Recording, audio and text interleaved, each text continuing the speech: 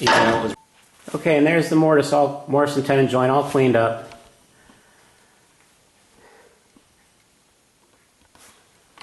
You just do the other one, and we're well on our way to being done. Isn't that a pretty piece of wood? And inside of a mortise, no one's ever going to see.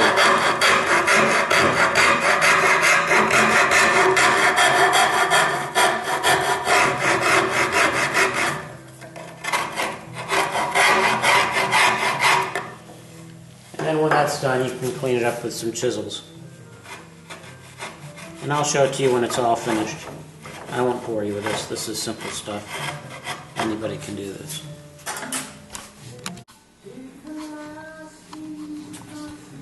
There you go. That's generally the idea.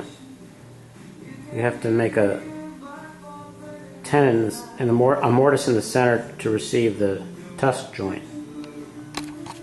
And then we have to cut the tusk joint, which I have no idea how to do. I've seen a couple of videos on it. I've never tried one. May try some on some scrap before I commit to a big pretty piece of walnut. Well, we have to make the centerpiece here for the cross piece that holds the two trestles together. I have drilled this out with 3/4 inch Forstner bit.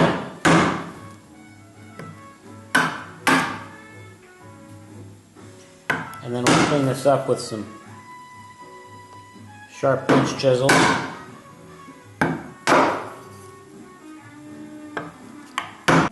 Okay, so I've made the mortise in this piece, and the tenon is sticking out through here. Now over here, I have to make a mortise that goes straight down right against this face. So I've marked this very carefully with a pencil, with a fine pencil.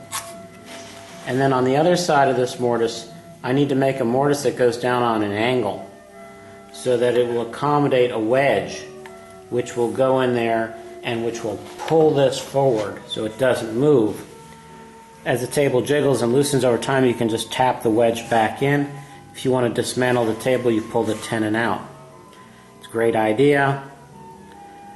The plans that came with this from Woodcraft called for really just drilling a hole here on an angle, but I think that's kind of inelegant. So I have been looking at some YouTube videos on how to make tusk tenons, T-U-S-K tenons, and I'm going to practice out on a piece of scrap wood before I endanger this gorgeous walnut.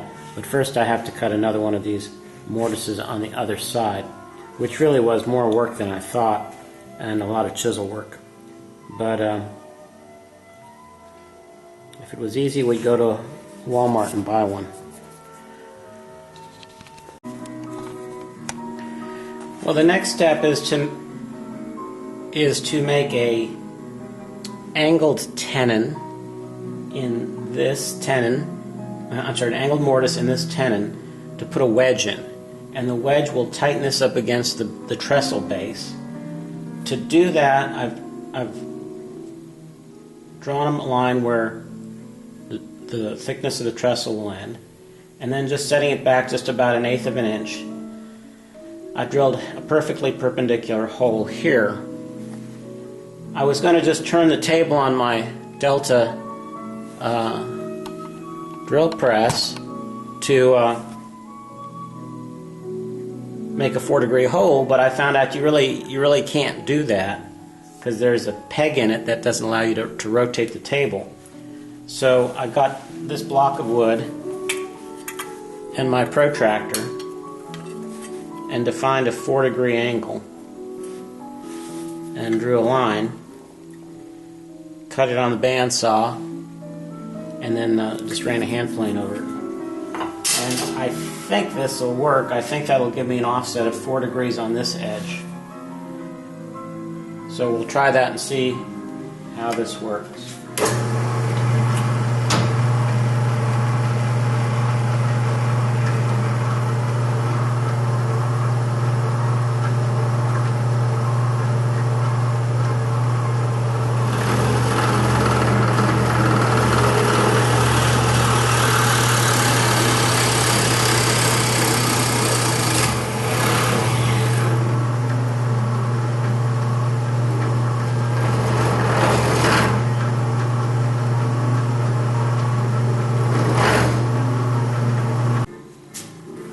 So then we have to just clean up our mortises.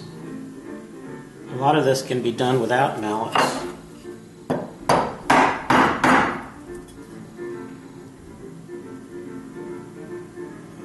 It's supposed to be a 1/2 inch wide, and I have a feeling by the time I finish cleaning it up it'll be more than a 1/2.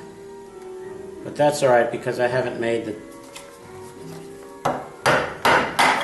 the part that goes in it yet, so I can adjust things. Okay, so the tenons actually work. They actually pull the joint together. I made them out of cherry just for a little contrast, and the table is essentially all the joinery is done on it, and at this point it's just a question of sanding it, routering some edges, and fastening the top on it and gluing it up.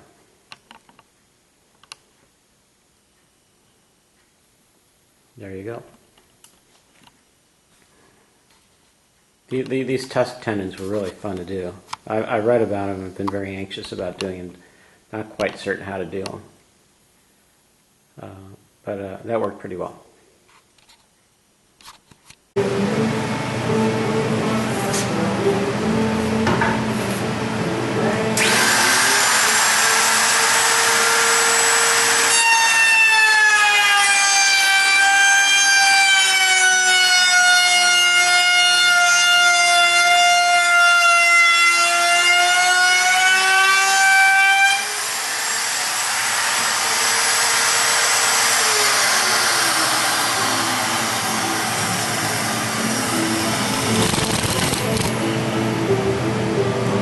Best advice I can give you is don't take too much off of one pass and keep it moving so it doesn't stop and burn like over here.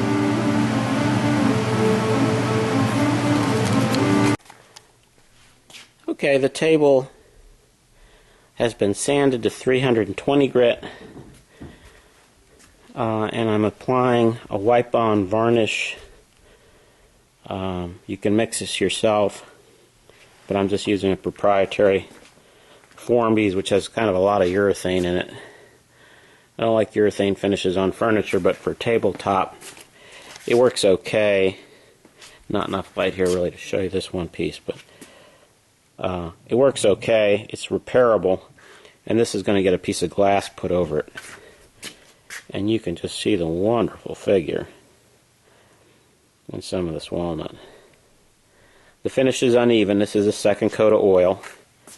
And we'll rub this out with steel wool, put 2 or 3 more coats on, and then wax it. And I'll show you the finished product.